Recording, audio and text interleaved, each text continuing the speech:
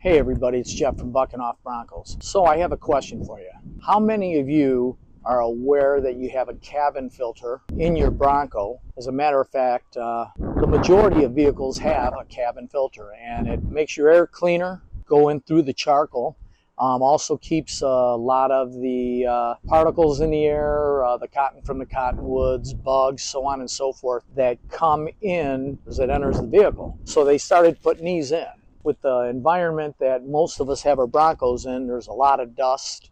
And if you have the windows up, you might notice a stale smell, or the air just doesn't seem to be as fresh. So Ford recommends changing these out about every 20,000 miles. I can tell you they do make a difference, especially when yours truly had no idea in his 2013 Fusion that he had one of these, and I found it by accident. And I had 187,000 miles on the factory one before I realized that this thing even existed.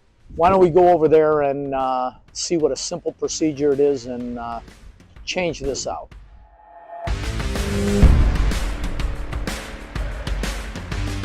Okay, so in most vehicles, where you're going to find your cabin filter is behind the glove box here. After you clean your glove box out, you see where I have my finger here. You got to push that tab in. Now you got that same tab on both sides. That will allow your box to come down a little bit. And then at that point, you are going to have this piece here that you push in, and you're able to disconnect it out. Now, we have our cabin filter inside here. You got a tab over here that we're going to take hold of.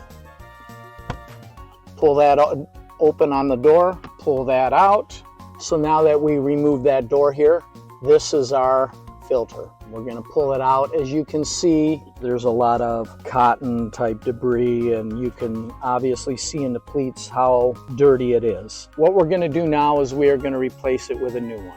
Okay, as with any other air filter, you're going to have to make sure that you pay attention to the flow direction. So the flow is coming in from the outside and it's coming down. We are going to make sure this obviously is on top, that we have it all set to go, and we will put it in. Okay, we've got it in, and literally now we will take the door there, I should say, snap it into place. You're good to go. You've just replaced the cabin air filter. What did it take? A minute?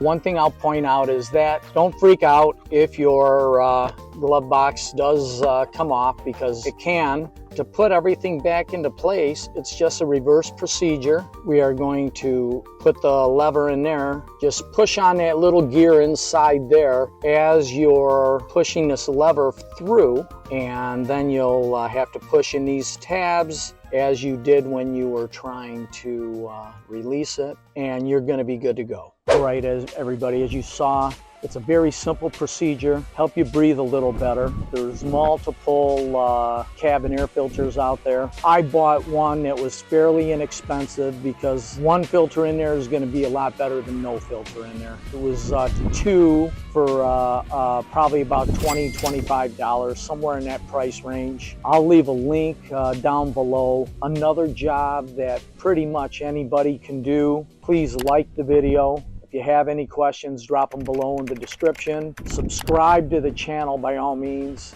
and everybody go out and have a bucking adventure.